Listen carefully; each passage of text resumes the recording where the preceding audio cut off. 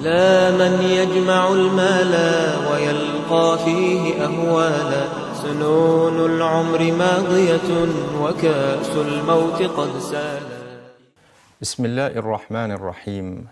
الحمد لله رب العالمين، والصلاة والسلام على سيد المرسلين وعلى آله وأصحابه أجمعين. Dear beloved viewers, Assalamu alaikum wa rahmatullahi wa barakatuh.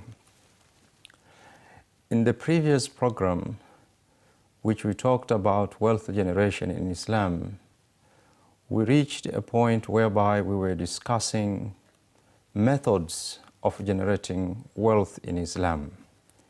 We started looking at methods which are permissible in Islam, and we mentioned in that previous program these methods as number one, trading, number two, production, which could be in farming or which could be in manufacturing or fishing and the like. Another permissible method could be unemployment in a permissible sector, or you have been employed in a business which is doing halal selling or buying and selling and so on. Another permissible source of revenue is a will. If somebody wrote a will that if he passed or when he passed on, you get something from his estate, then that also becomes a halal income for you. Another method we mentioned is like zakah. If you qualify among those 8 categories of recipients of zakah, then when you get it, it becomes a halal for you. Another, and this is especially for our sisters, is a mahar or dowry, which they can get in monetary form or it can be non-monetary form. That is also halal income for them. Another method is ghanima, war bounties. When Muslim goes to war and defeat the enemy, and if the enemy came with whatever properties, whatever valuables, then the Muslim can take those valuables, which is halal for them. Another method we talked about is a loan, a credit sale. If you got a loan from a friend or you got a loan from a relative, it becomes halal for you to use that loan, provided there is no interest that you will be required to pay out of it. And also we mentioned inheritance. Okay, inheritance, which is mirath, then it is something that we are allowed to consume and use it. Now, to continue from here, there is a wider discussion among scholars as to which is the best among these particular methods of generating wealth. There are various opinions. There are those who say the trade is best, provided the trader is honest, is transparent, is generous, is truthful, etc. And there are others who said production is much more better, and there are those who said agriculture, etc. But one of the contemporary scholar, Sheikh Qaradawi, in his book said that أفضل منها ما اشتدت حاجة الناس إليه, that the best method of generating income or creating wealth is desired most by the people. I mean, it should be an activity that whose outcome or whose services or whose products are mostly needed by the people. So if production, for example, in agriculture, if people need organic foods, okay, foods which are fresh coming from the farm, rather than those which are sometimes fertilized through containers and other medical technologies, then if organic food is the one that is desired by people, then to engage into such kind of activity, producing agricultural produce through organic way from the farm and so on, then that becomes best. So in his view, the best form of generating income is the one that people desire, it benefits the most. Now, dear beloved viewers, Let me remind you, especially in this discussion of generating or ways to generate wealth, a prophetic hadith which is very important and should really be a guide for us in wealth generation.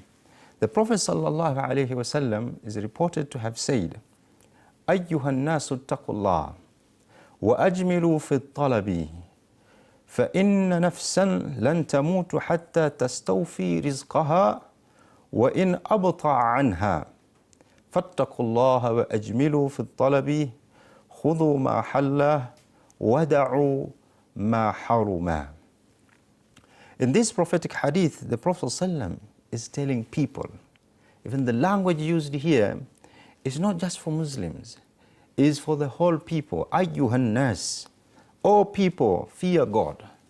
اتقوا الله وأجملوا في الطلب, and make sure the way you earn your livelihood is through good means, through permissible means.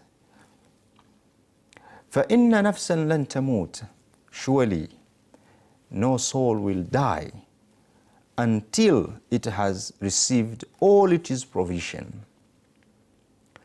حتى تستوفي رزقها, that no soul will die until it has got all its provision. وإن أبطأ عنها, even if that provision comes slowly, it's not coming faster, but you will not die until you have consumed what Allah had planned for you to consume in this world. Then the Prophet ﷺ repeated again, فَاتَّقُوا اللَّهَ وَأَجْمِلُوا فِي الطَّلَبِ, that fear God and make sure that your methods of earnings, the way you earn your living, your income, is good one, is through permissible means. And here he emphasized خُذُوا مَا حَلَّ, that take, when it comes to generating income, engage in activities that are halal, that are permissible. Take your income through lawful means. وَدَعُوا مَا حَرُمَا, and live and don't engage at all through means of generating income which are prohibited. Now, having mentioned permissible means, now let us turn into prohibited means of generating revenue or income. Number one in this list is riba, or interest. Riba has been defined by our scholars as a return over and above the principal. It's interest, what you earn from lending transaction. This is one definition of riba, that if you give somebody a loan and you ask him to give something in return above what you had given him, then whatever you are taking more from that principal amount is riba, is interest.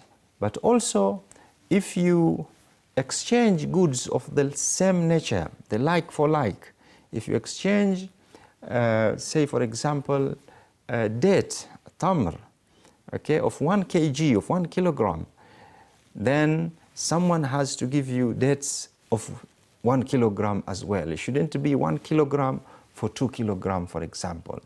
So here, scholars have said there is riba nasiya and riba al-fadli. Riba nasiya is generally can be called or can be referred as is a riba that is coming out of deferred loan transactions, which is quite predominant in the financial sector of modern age, whereby a person goes to the bank, for example, and he opens a saving account or he opens a term deposit account, and the bank says that this money which you are giving us is a loan. I mean, the bank becomes the borrower. Okay, you become the lender to the bank. And the bank says, I will pay you on top of the loan that you give me as a bank, a certain percentage on top. That becomes riba, which is not allowed for a Muslim to take. Same as a trader. If you are exchanging goods of the same nature, despite of coming from different regions, say this is coming from Kakamega, this is coming, say from Kericho, but they are all sugar. Okay, they should be exchanged of similar quantities. So a sugar exchange with the other bags of sugar should be of similar quantities, like for like. And the prophetic hadith is quite broader on this particular topic, of which this program is not suffice to explain in detail. But it is important also to note that riba is something that has been practiced even in the ordinary people's life. Okay, not only a monetary benefit, but it can also take a non-monetary benefit, whereby, for example, someone gives someone a loan and he puts a condition that I give you my money on condition that you take me every day to the office. That is non-monetary. Okay, you want a certain benefits to you through the loan that you are giving. Okay, so that is also not allowed. Muslim scholars on this issue of riba had come to a point of saying that if you lend somebody money, you should avoid even standing below his tree. Because they're saying if you stand below his tree, you are also getting a benefit from him of the shade, okay, that you are enjoying. You know, this is to tell us that you as a lender, okay, make sure you don't derive any monetary or non-monetary benefit from the person that you have lent money to. Now, there are some disclaimers to that. If, for example, this person that you lent to used you before even you gave him a loan, he used to take you, okay, from home to work. The scholars are saying if it was a custom before giving him a loan, he used to take you, then you can still enjoy that benefit. But if he simply starts taking you after you have given him a loan, then avoid that non-monetary benefit. Another important topic, another important prohibition besides riba is rushwa, corruption, bribery. The Prophet ﷺ had cursed a person who gives bribe and the one who takes the bribe. Unfortunately, there are people who have made it as their hustle, as their other side business, to engage in taking bribery. Okay? And there are those who are always getting their ways through giving bribery. Now, you have to be cautioned in this prophetic hadith that any income you get through riba, through bribery, through rushwa, okay, the person who is taking that is cursed and the person who is giving it is cursed. Muslim scholars have a wider discussion around rushwa. There are those who said that this prophetic hadith, okay, whereby the Prophet said, cursed, okay, mal'oon, someone who is giving rushwa and who is taking rushwa. They're saying that there are situations whereby both are mal'oon, and there are situations whereby only the receiver is cursed. They said, for example, on a situation whereby both are cursed, they said, if you give a gift, you give somebody money, okay, someone who is in authority, so that he will do something not permissible. So here is, you go safe to the hospital, okay, you want certain drugs, but you see the drug is very expensive.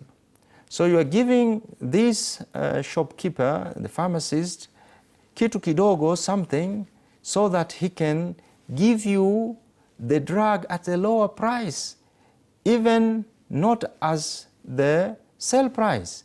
So you're giving him something so that he can do something which is not permissible to be done.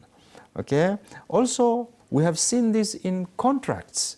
People going to bid and then asking those people in authority that they should give them the tender so that, and they will give them something out of it. So this is a category whereby both of you become mal'oon. If you give somebody something so that he does something to you which is not permissible, that is, all of you are mal'oon. Another category whereby you are all also cursed is if you give in order to get something you are not entitled to get completely. Okay? So for example, you give a judge, okay, a bribe so that he gives a ruling in your favor. That is obvious. All of you are cursed. There is a situation whereby the receiver only is cursed. The scholars are saying, when you give someone in order to get your right, here is somebody who is in power. You want to get your right, but the guy doesn't want to give you your right until you give him something. So here you want to get a passport.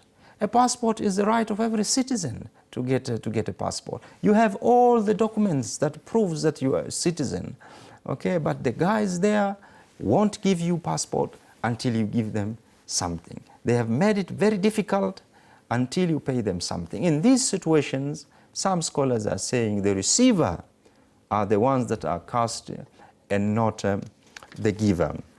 So dear brothers and sisters, these are two methods which we have highlighted which are prohibited. Riba in all its forms and shape is prohibited.